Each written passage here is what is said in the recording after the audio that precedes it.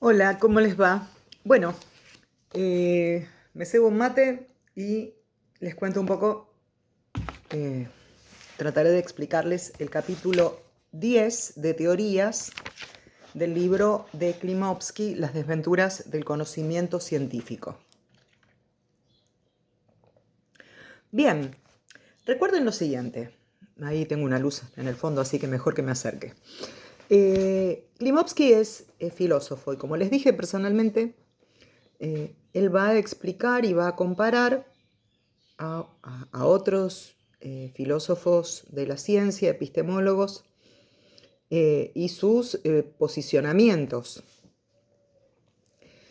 Y después va a comparar lo que ellos sostienen con lo que él sostiene.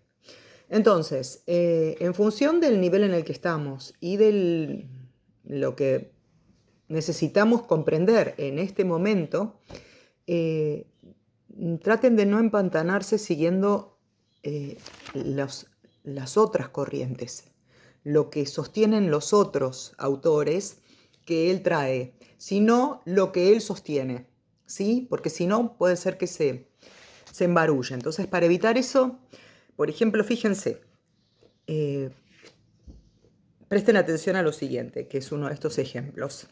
Cuando dice básicamente que la palabra teoría es polisémica. ¿Qué significa eso? Ténganlo en cuenta, que tiene muchos significados. Entonces, como tiene muchos significados, inclusive en el sentido común, eh, él va a explicar cuáles son. Y, por ejemplo, acá va a decir que hay concepciones o postulados. Una de ellas es que entiende a la teoría como un conjunto de hipótesis tomadas como punto de partida de una investigación, incluyendo en esta la deducción de hipótesis derivadas y de consecuencias observacionales. Es decir, es un paquete de hipótesis, las de partida, las derivadas y las consecuencias observacionales. Todo ese paquete de enunciados conforma la teoría. Hay una segunda acepción de la palabra, recuerden que es polisémica, acepción significa otro significado, que define o la define como el conjunto de todas las hipótesis formadas por las hipótesis de partida y las que se puedan deducir de ellas.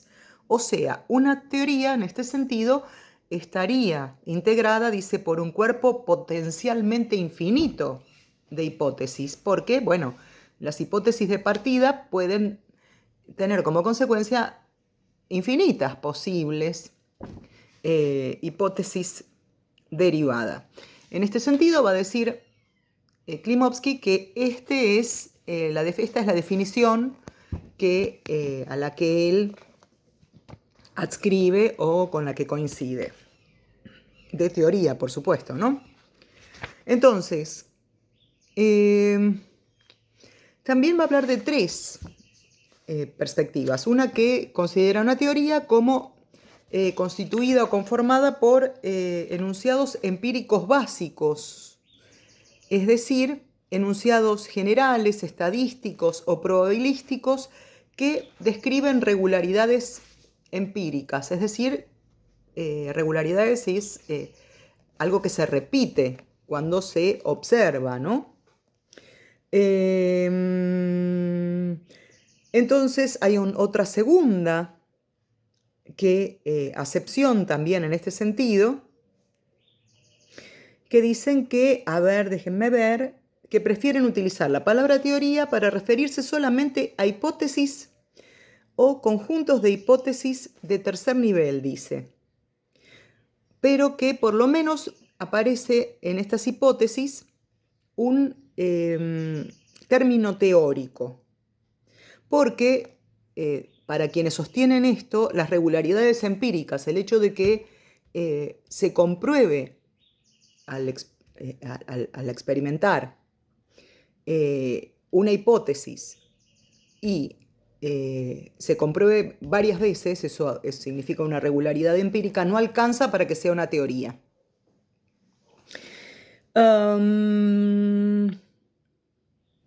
A ver, Aquí va a decir él que las consecuencias observacionales, él es Klimovsky, las consecuencias observacionales de una teoría constituidas por enunciados empíricos básicos o de primer nivel también forman parte de ella. O sea que para él la teoría es hipótesis de partida, hipótesis derivada y consecuencias observacionales. Bueno, después va a hablar de enunciados metalingüísticos que tienen que ver con, esto es de semiología, los significados, pero desde la lengua misma. ¿Qué significa? No sobre la base de lo que significa con el referente, sino cómo se analiza desde el lenguaje. Eso déjenlo pasar, porque tendríamos que explicar mucho y ahora no. No es esto lo que nos ocupa ahora. Bueno, va a hablar de la noción campbelliana de teoría, la pasamos por alto. Y vamos, esto es en la página 162. No es que no sea importante Campbell, sino que vamos a, como les dije, ir al foco de lo que me interesa que sepan ahora. En nuestra concepción, dice, o sea, está hablando en palabras de Klimovsky, como en las de Popper y Bunge, o sea, coincide con Popper y Bunge, las teorías constan de hipótesis y por consiguiente pueden ser verdaderas o falsas en el sentido aristotélico, o sea, según el acierto o el defecto con que describan la realidad. O sea, pueden ser verdaderas o falsas, las teorías, tengan en cuenta, pero básicamente son refutables, no son de hoy y para siempre. Mientras no sean refutadas por otra teoría, esas teorías se robustecen, pero están a la espera de ser refutadas, porque eso es la ciencia misma, ¿no? Bien, sí, las las teorías que son la base como el soporte que me permite a mí preguntarle a la realidad, hacer preguntas de investigación, porque las preguntas le voy a hacer sobre la base de lo que ya sé, ¿sí? En general tiene que ver con, una investigación empieza con conocimientos previos, ¿no? Con saberes previos, sobre todo si es utilizando el método hipotético deductivo. Dice, puede suceder que una consecuencia observacional deducida dentro de una teoría resulte ya conocida como verdadera, porque a propósito de ella ha habido una investigación empírica que así lo estableció previamente. Si esto ocurre, decimos que hemos explicado el hecho descrito por la consecuencia observacional.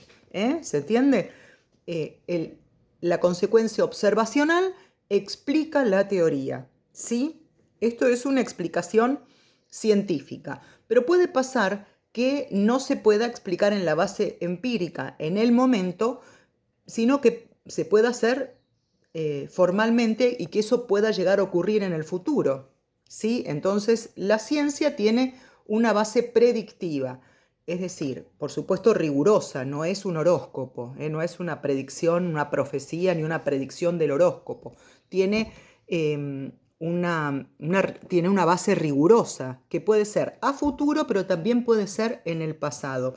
¿Qué significa? Cuando algunas corrientes de historia emplean digamos, una técnica que es la historia contrafáctica, ¿qué hubiera pasado si?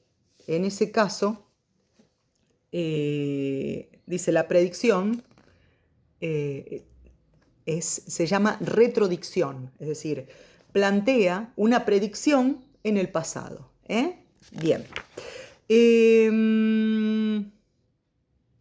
Les leo esto lo que dice. ¿Para qué sirve?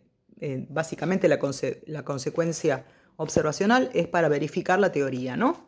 Hay cierta estrecha conexión entre las nociones de explicación y predicción. Entonces, ténganlo en cuenta. Explicación y predicción. Una predicción cumplida es una consecuencia observacional que se hace verdadera. Y se transforma automáticamente en una explicación. Vamos entonces de nuevo, explicación y predicción van juntitas. ¿Por qué? Porque dependen de la observación, ¿sí? Que confirme esa teoría. Bueno, va a decir qué estructura, se va a preguntar qué estructuras lógicas o qué estructura lógica tiene una teoría. hipótesis de partida o principios, dice, básicamente los principios de una teoría, que no tienen nada que ver con una cuestión ética, no son una teoría de principios, un nombre de principios, sino el principio, lisa y llanamente, ¿no? Los principios se toman como premisas a partir de las cuales se realizan las deducciones, es decir, las hipótesis derivadas. El proceso de deducción de hipótesis derivadas es muy importante, va a decir Klimovsky, en el contexto de justificación. ¿Recuerdan el contexto de descubrimiento y el contexto de justificación? Porque permite hallar consecuencias observacionales de la teoría, donde se corroborará o se refutará. Dice, esto ténganlo en cuenta y se los voy a leer porque está buenísimo. La estructura que hace de las teorías científicas una herramienta de descubrimiento, de explicación y de unificación es en el fondo un subproducto de la deducción. Como decía Carlitos Balá, riñones del uso de la deducción. Sin lógica, la ciencia sería un conjunto disperso de leyes concebidas aisladamente. O sea, podemos encontrar las teorías, pero quien hace que esas teorías se articulen y lleven adelante una investigación científica somos nosotros. Vos que estás ahí y yo en algún momento espero hacerlo. Bien, quien propone una teoría admite provisoriamente que todas sus hipótesis fundamentales son verdaderas, porque si no, ¿para qué lo haríamos, no? Si esto es desmentido por la refutación de una consecuencia observacional, lo que ocurre es que al menos una de aquellas hipótesis es falsa.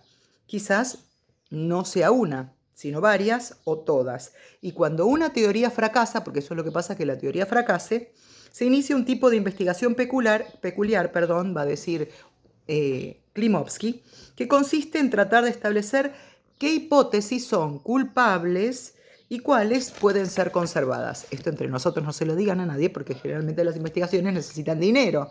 Entonces, si se nos cae la teoría, bueno, a ver, hay que pensar el dinero, hay que justificar a quienes lo financiaron, ¿no? Entonces, eso lo va a decir Lakatos. ¿Me tomo mate?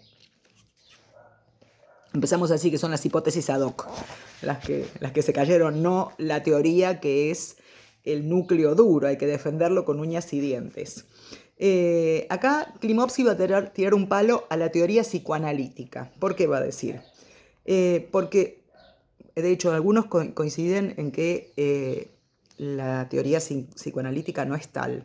Porque son tantas que dice que bien fundada la teoría puede estar o podría estar constituida por alrededor de 2000 hipótesis fundamentales.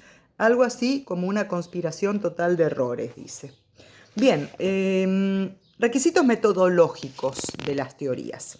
Cuando se formula una teoría, cito textual, es necesario cuidar que ésta cumpla, aquí ya no cito, sino se los explico, ciertos requisitos metodológicos básicos. Primero, que no sea tautológica. ¿Recuerdan?